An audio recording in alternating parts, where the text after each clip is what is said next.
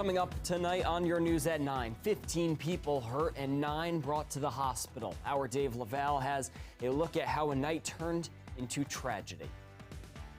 Also, figuring out the next step, a look at the struggles of migrants bused to D.C. from the southern states.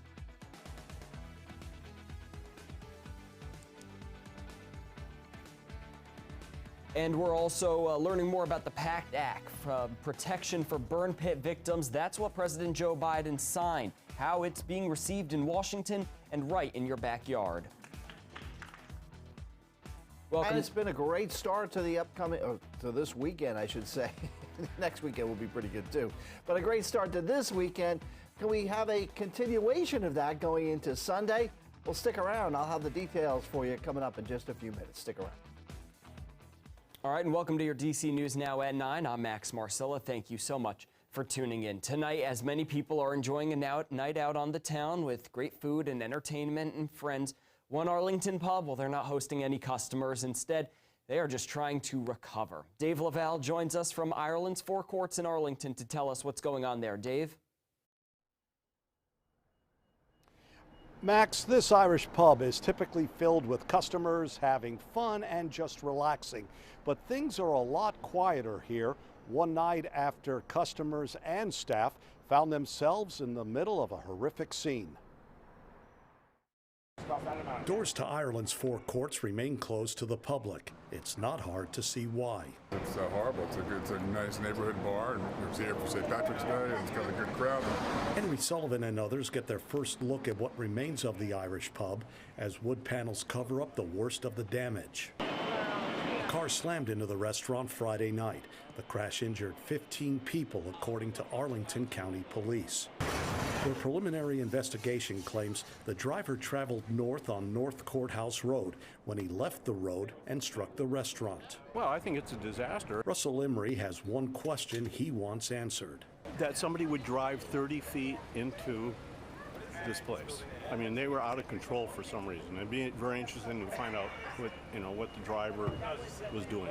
I mean, what was going on with the driver? To hit a restaurant and drive right in, you think they'd stop.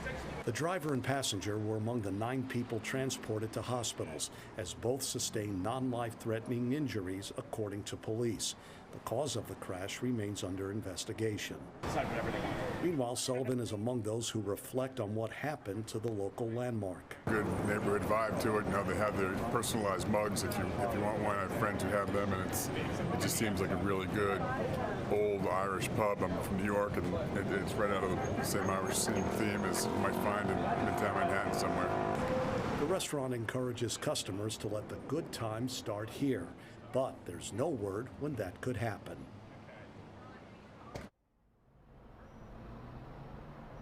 Let's go ahead and update you on the conditions of the other people injured. Police told us 2 remain in critical condition. 1 is in serious but stable condition, while 6 others were treated for non-life-threatening injuries. Plus, 6 patients were treated here at the scene last night and then released. Earlier today, I had a chance to talk with a regular customer who did not want to go on camera.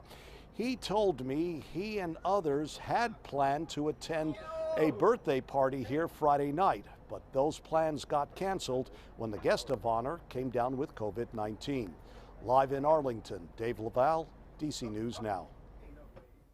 All right, Dave, thank you for those updates. And also developing tonight, another violent night in D.C., and we're learning more about a couple of shootings from last night. Our news partner, Larry Calhoun with D.C. Real-Time News, he was listening to scanners overnight, and here's what we're following for you at this hour. First, a shooting that happened on 11th Street Northwest. This is in the Columbia Heights neighborhood. Here's what we know. The Metropolitan Police Department is investigating after 2 kids were apparently shot. There was no word on what led to the shooting or if there are any suspects yet. We are told that the kids are expected to be okay. And you see there was another shooting, this one when an MPD officer shot someone just blocks away from the D.C.-Maryland border in the Congress Heights neighborhood. Officers on the scene told reporters that around 7 o'clock last night, on Friday night, they got calls after a suspect was assaulting someone. And they were also told that suspect had a gun. Now, once they got to the scene, police allegedly told the suspect to drop the gun And when he didn't, that's when we're told the officers then shot the man. The man was arrested and then transported to the hospital. He has non-life-threatening injuries. And over in Prince George's County, the search is on for at least one, if not more, suspects in 2 separate fatal shootings. Take a look at what we know now. The first shooting happened last night around 8:45 in Capitol Heights. A boy was taken to the hospital. He later died. The second shooting happened in a residential area off of William Beans Road. This is in Upper Marlboro. One man was declared dead. And police are encouraging, if you know anything about either of the 2 shootings, please call them. You can call them at 866-411-TIPS, and they want to remind anyone that you can always reach out anonymously. Now tonight we are learning more about 2 fatal motorcycle crashes happening today in Virginia. First, a crash in Fairfax County at Henderson Road and Devereaux Station Lane in Fairfax Station. Police say a motorcycle crashed head-on with the vehicle, and it was on the scene where an adult male was pronounced dead. The second crash happened in Prince William County just after 1:30 this afternoon. It happened on southbound Joplin Road. 56-year-old Brooke Allison Schambeck of Oakton was riding with a group. Schambeck failed to make a sharp turn. She crossed a double yellow line, crashing into a tree. She was then brought to an area hospital. She later died to her injuries. All right, developing now, the Montgomery County Board of Elections has officially certified the results of the July 19th primary election. And among the races, the closest call was for the Democratic candidate for county executive, where current county executive Mark Elrich beat out opponent David Blair by just 35 votes, down from the 42 earlier. Blair has gone on Twitter and said that he will be requesting a recount due to just how close a vote this was. All right, and now more developing news out of the district. D.C. police say a Thursday night shooting in DuPont Circle that left 1 dead and another injured, well, that was a targeted attack. It all happened near the intersection of Florida and Connecticut Avenues. D.C. News Now, Marielle Carbone covers the district, and she has that story. It is kind of scary. The stray bullets, they were in all directions. This shattered glass is one of the remaining signs of Thursday's fatal shooting. I'm thankful to God that, there was not more than 1 casualty. Ashish is one of the owners of Universal Wine and Liquors. He was inside his shop on Florida Avenue around 9:30 when bullets started flying. Suddenly, I heard all these shots popping up. So I thought, some random shooter opened fire. They went through our storefront and knocking off our neon light. Police say more than 50 bullets were fired, all aiming at one person, 31-year-old Stefan Johns. It appeared to us that they were specifically trying to target the individual. According to MPD Commander John Haynes, surveillance video showed this silver 2021 Alfa Romeo Giulia with yellow brake calibers circling the area. When Johns arrived and got out of a car, the silver car reversed down the street. 4 armed people jumped out, one with an assault weapon, and started firing, killing Johns before driving away. An innocent bystander walking down Connecticut Avenue was also hit, but is expected to be okay. The individuals that are committing these crimes really have no regard for anyone's safety. I mean, clearly they went out there to try to kill somebody. The suspect vehicle was stolen just a few blocks away last week. Officials say if you see it, call police and do not approach. Anyone in the car is considered armed and dangerous. As for your general safety in the area, it's best to stay in groups, stay with people you know, pay attention to what's going on around you. which some tell us they already do. Keep your head on the swivel and watch your back. Like, it's sad. And tonight we're learning more about the man accused of the brutal killing of a Fairfax County woman who was stabbed and then set on fire. The new information we're learning comes from court documents obtained by DC News Now. 47-year-old Richard Montano, you see him there on your screen. He is accused of stabbing Kelly Vaca Abake in her apartment at the Villages at Falls Church on Wednesday. Now, there is a growing memorial outside of Kelly Vaca Abake's home. You see it there, people laying down flowers. Now, we have learned a little bit more about the evidence police have against Montano. According to those court documents, bloody clothing seen on a Ring camera at the crime scene was later found at Montano's house. We're also learning Montano worked as a handyman when he was arrested. He also claimed to have an alibi for the time of the murder, saying he was working all day. Now, there is one thing we're still working to figure out. Police say the victim and suspect knew each other. We don't quite yet know how. The man who attacked author Salman Rushdie on stage yesterday with a knife has pled not guilty for attempted murder and assault. 24-year-old Hadi Matar was brought before a New York City judge and placed his plea during the first day of his arraignment hearing. Rushdie's agent says that the author of the Satanic Verses is in the hospital. He has damage to his liver, arm nerves, and he is also expected to lose an eye after that vicious attack. Well, it is no secret at this point in 2022, violence has become such a major issue all across the DMV. Now one community is trying to come up with a new way and help get it under control. DC News Now's Yamari Sase covers Prince George's County for us, and she shows us to the takes us to the public safety rally that was held to promote peace.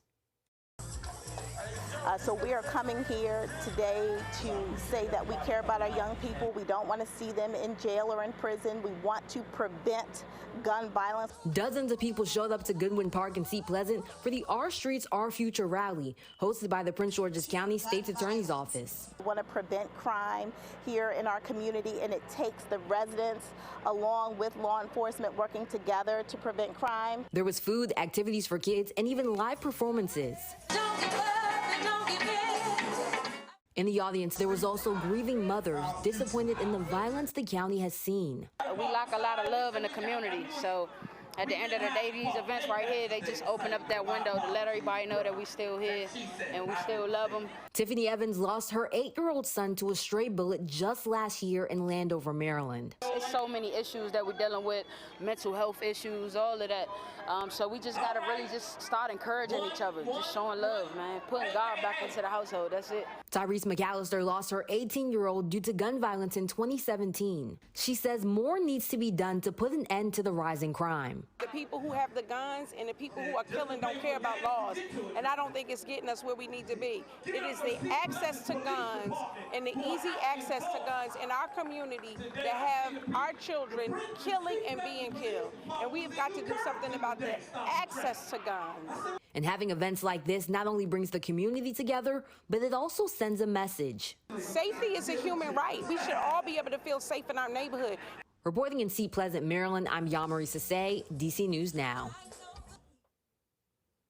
We've been tracking the migrant crisis here in the nation's capital. For the last 4 months, migrants have been flooding into D.C. They were sent here by Republican governors in Texas and Arizona. Now, it is something that's worrying to D.C.'s top officials. It's prompted Mayor Muriel Bowser to ask the National Guard for help twice. D.C. News Now's Leonard Fleming has been following this story for weeks, and in this exclusive report, he gives a first-hand glimpse into what happens the moment these migrants arrive in the nation's capital. It came from Arizona with Texas plates and arrived just blocks from the Capitol building. 41 migrants, tired and drained from their arduous journey from South America to D.C., taking their first steps from a 40-hour bus ride toward what they hope is the American dream. Children with teddy bears, fathers and mothers holding their tiny hands. And what awaits them? Needed diapers, clothes, and shoes. Behind the necessities are food, love, and smiles from volunteers elated to help them. It's an amazing feeling, to be honest, to be able to help them. Seeing that transformation in just sometimes hours, sometimes in a few days when they're staying with us. It's an amazing feeling. It's what keeps us going as well. One migrant, 50 years old, from Colombia is now headed to New Jersey. Leaving behind family members for a better future was, in his words, an extremely difficult decision. First, the hard part is the money. The capacity to have enough money for a trip is hard to get. I worked hard for a long time to save a ticket to Mexico. His journey from Colombia to the Mexican border was 4 days, but there's trauma from the experience he needs to recover from. Very long and exhausting. The adults, I felt, had a lot of anxiety, fear that they would stop us and ask us questions of where we were going and then deport us. His stay in D.C. was just a few hours. Now he looks to realize the promise of America's opportunities. In Washington, Leonard N. Fleming, D.C. News Now.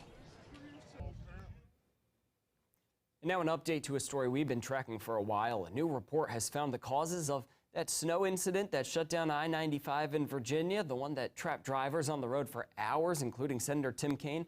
Well, there's a new report. It's 29 pages, and it's part of an audit by Inspector General Michael Westfall. He found plenty of ways in which the situation could have been handled better. Westfall noted that a key problem was the state's lack of a specific plan to handle cases of heavy snowfall. That's something the state should have been prepared for after a similar incident happened back in 2018 on I-81 Southwest. That's near Bristol. He also wrote that agencies within VDOT failed to properly communicate, drew attention to a lack of communication within the general public, and more problems. Westfall recommends that it would be best for the state to create a declaration of preparedness similar to the one they use in West Virginia in cases of heavy snowfall.